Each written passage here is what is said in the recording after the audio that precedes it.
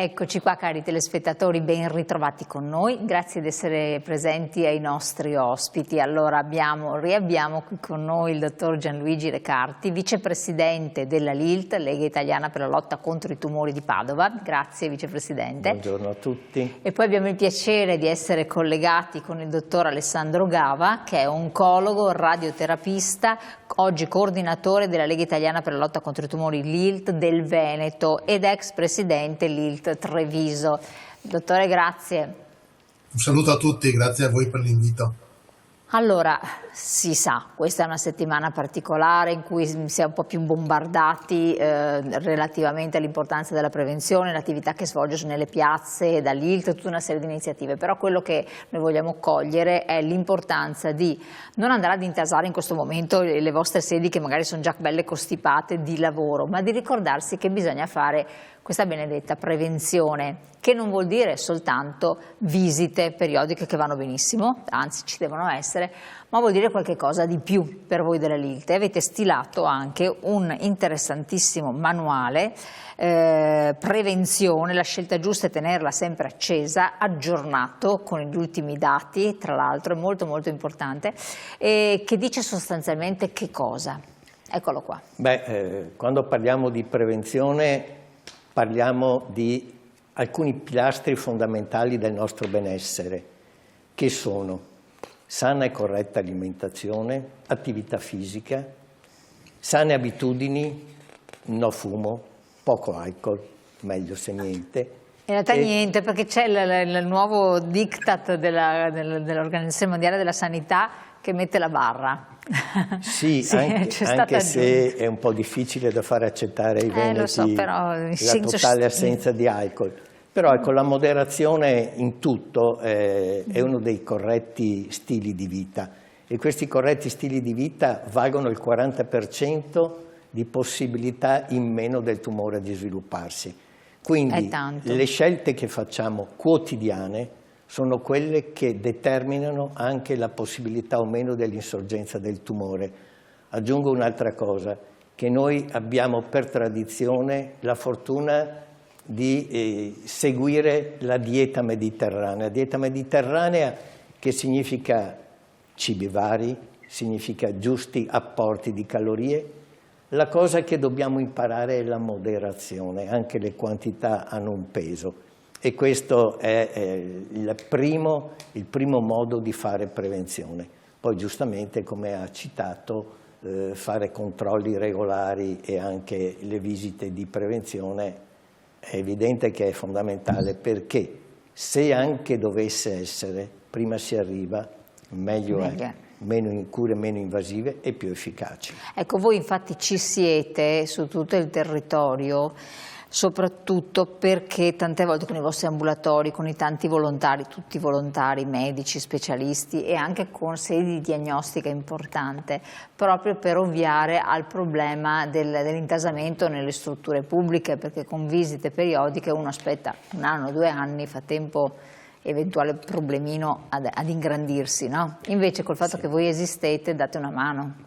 Sì, questo sicuramente collaboriamo fortemente con tutte le strutture sanitarie e con tutte le istituzioni sanitarie, però ricordo che la prima mission della LILT, che è nata 104 anni fa a livello nazionale e da 51 a Padova, la prima mission è quella di diffondere la cultura della prevenzione e i risultati si vedono fortemente, perché l'adozione di questi stili di vita significa veramente dare una possibilità alla persona, in quelle che sono le quotidianità, senza grandi cose, di avere grandi risultati. Io ricordo, oltre che ai cibi, anche l'attività fisica. Non serve fare sforzi o sport estremi, basta ogni giorno darsi la regola di camminare, di fare attività anche sportiva, ma anche se non siamo in grado di fare attività sportiva, fare attività ricreativa, ma sempre muoversi, sempre, sì, certo. Assolutamente l'attività fisica è uno dei pilastri fondamentali per il nostro benessere. Ecco, stavamo vedendo prima alcune pagine di questo manuale che è fatto molto molto bene, sono circa 60 pagine in tutto, per cui non è poca cosa. dove ci sono anche delle fake news che vengono sfatate, alcune cose che vengono chiarite, il fatto che comunque ci sono, per esempio si vedeva la carne rossa fa venire il cancro, è un falso, dipende da come viene cotta, gli integratori che con giusta moderazione possono far bene, e insomma tante notizie che secondo me sono utili, simpatiche e tra l'altro sono di supporto per comprendere meglio cosa fare. Punto di forza, Vicepresidente, per voi è l'olio EVO, olio extravergine d'oliva. Sì, perché richiama il concetto di sana alimentazione e non dimentichiamoci, e la scienza ci ha dato conforto in questo, che l'olio extravergine d'oliva è il condimento più accettato, meno pericoloso, più saporito, ed è quello al quale dobbiamo ricorrere abitualmente. L'olio extravergine di oliva nell'immaginario collettivo richiama la salute, ecco perché è diventato un pochino il simbolo della settimana della prevenzione oncologica. E si tende a volte a limitarlo, chi fa delle diete eccetera, a discapito della salute. Lei parlava di movimento, ci sono le regole quotidiane della salute, voglio leggerle perché così chi ci ascolta ha presente di cosa stiamo parlando. E dice: guardare la TV, usare il computer, stare seduti per più di 30 minuti, bisogna farlo il meno possibile. 3 volte alla settimana, 2 o 3 volte bisogna svolgere attività sportiva e fare anche esercizi muscolari come yoga, flessioni, piegamenti, sollevamento pesi. Da 3 a 5 volte alla settimana esercizi aerobici per almeno 20 minuti come nuotare, camminare a passo svelto, andare in bicicletta. 3-5 volte alla settimana, non è poca cosa, bisogna avere un bel... E poi attività ricreative almeno 30 minuti, che possono essere escursioni, calcio, basket, arti marziali, insomma dipende poi dall'età, perché ovviamente questo è compatibile. E ogni giorno, il più possibile, bisogna passeggiare, camminare, fare le scale invece che prendere l'ascensore, andare a fare la spesa a piedi, fare il giardinaggio, posteggiare la macchina lontana da casa e dal luogo di lavoro. Quindi queste sono le regole che vanno ricordate bene. Sì, sono regole che significano una cosa sola: volersi bene.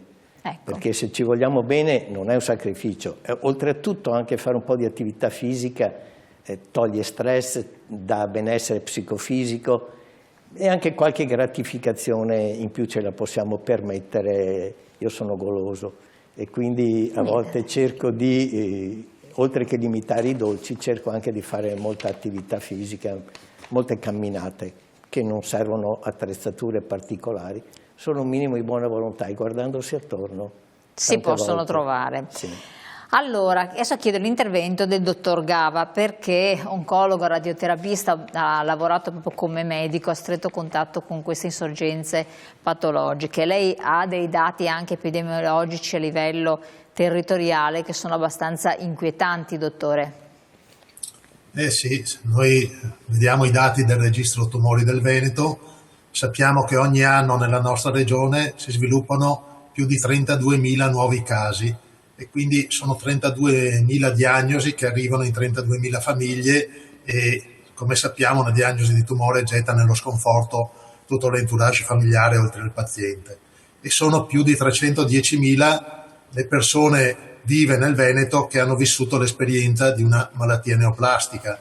Quindi è molto importante occuparsi sia della cura di questi 32.000 nuovi casi, ma anche del supporto a quelle che sono le persone che hanno attraversato l'esperienza della malattia neoplastica e che magari poi vengono abbandonati dopo la cura, ma hanno bisogno di un supporto, magari un supporto psicologico, un supporto riabilitativo. Pensiamo alla donna che viene operata al seno, che può avere dei blocchi a livello dell'articolazione scapolomerale, quindi delle limitazioni alla spalla, o pensiamo all'uomo che viene operato di tumore della prostata, sono i 2 tumori più frequenti, l'uno nel sesso maschile e uno nel sesso femminile, e anche chi ha operato la prostata può aver bisogno di una rieducazione del piano pelvico per un miglior controllo sfinteriale. E quindi la LIRT cerca di occuparsi anche di tutte queste persone che sono guarite, che però possono avere o dei ricordi che hanno bisogno di un supporto psicologico o delle disfunzioni che hanno bisogno di un momento di riabilitazione. E poi la LIRT mette insieme anche le persone in gruppi di autoaiuto, o pensiamo solo anche al Dragonbot, che è un'iniziativa che realizziamo da alcuni anni, in cui 20 donne operate al seno salgono su un dragone, che è una barca in cui si può fare della canoa, e oltre ad avere un miglioramento dal punto di vista della riabilitazione della spalla, hanno anche un momento di confronto tra donne che hanno vissuto la stessa esperienza e di conforto e di supporto ad affrontare meglio la malattia, il rapporto con i familiari. Pensiamo a donne giovani magari che possono avere delle problematiche e vengono supportate da chi ha già passato questa esperienza, oppure il rapporto con i figli, per cui sono davvero tante, soprattutto quando si ammala la donna, le problematiche che si sviluppano in famiglia, perché sappiamo che la donna è un po' la regista della sanità familiare, quindi si occupa spesso della salute del marito, dei figli, ma anche dei genitori, e quindi quando si ammala una donna entra in crisi un po' tutta questa regia che è così importante per la salute della nostra popolazione. Dottore, relativamente sempre ai tumori più frequenti e dati estrapolati dal registro dei tumori in Veneto, lo vedevamo prima anche a video, c'è la mammella 15,6% di casi, si parla della prostata, si parla spesso mammella e prostata, però quello che mi colpisce è anche tumore al polmone e vescica, melanoma della pelle, ne parliamo spesso, magari dedicheremo una puntata ad hoc. Polmone, sono numeri inquietanti comunque, 2.797 casi per anno, e vescica 2.075 casi per anno. Cosa può dirci a questo riguardo? Sono tumori che sono accomunati da un problema comune, che è il fumo. Noi sappiamo che il cancro del polmone è tipico dell'80% insorge in fumatori, e più aumenta il consumo pro capite di sigarette, più aumenta il rischio di ammalare. Purtroppo, con l'incremento che c'è stato nel fumo di sigaretta da parte delle donne, che è avvenuto negli ultimi 30-40 anni, adesso le donne fumano quasi come i maschi, abbiamo avuto un incremento dei tumori anche del polmone nel sesso femminile, e quindi questo spiega questi numeri. C'è un unico dato positivo, che adesso c'è qualche farmaco nuovo che ha permesso di migliorare un po' la sopravvivenza di questa neoplasia, che noi conosciamo essere come una delle neoplasie ad esito più letale, insieme ai tumori dell'encefalo e ai tumori del pancreas e del fegato. E per quanto riguarda la vescica, anche la vescica uno non pensa che il fumo possa... Tutti danno per scontato che il fumo sia correlato a tumori delle vie aeree e del polmone, ma nessuno pensa che il fumo possa arrivare a dare danni alla vescica. Invece le sostanze cancerogene che sono contenute nella combustione del fumo di tabacco entrano poi nel sangue, vengono filtrate dai reni e possono stazionare nelle vie urinarie, ureteri e vescica, e stando a contatto con la mucosa vescicale possono indurre la trasformazione delle cellule di rivestimento normali della vescica in cellule neoplastiche, e quindi abbiamo avuto un incremento di questo tumore proprio legato al fatto che anche le donne adesso fumano di più. Per cui noi raccomandiamo assolutamente di non fumare, è una cosa che conosciamo, il primo rapporto DOL sul pericoli del fumo a tabacco risale al 1955, quindi 70 anni fa, e quindi dobbiamo tener conto di queste conoscenze, che anche il tumore della vescica così lontana dalla via aerea può essere incrementato dall'uso del fumo di tabacco. Ecco, chiedo a lei, dottore, adesso non so se è in grado di rispondere perché mi viene un po' come domanda, ma dopo quanto tempo, da quando si è smesso di fumare, non c'è più il rischio di ammalarsi di tumore alla vescica nella fattispecie, o è un tumore che ci mette molto tempo ad emergere?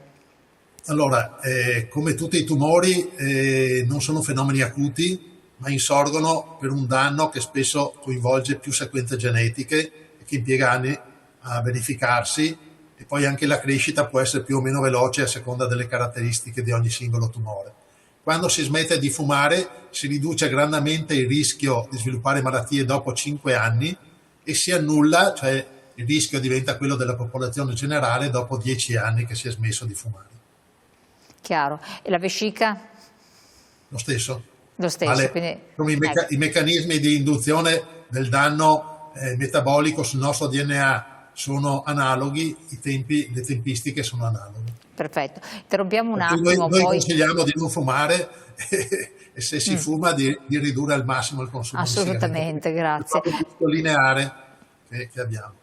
Torniamo insieme, dottore, la interrompo un attimo, anche una domanda appunto del colon retto, che è un altro esame periodico che non è da digerire, però lei ci spiegherà dopo la pubblicità quanto sia importante fare gli esami screening periodici. A tra poco.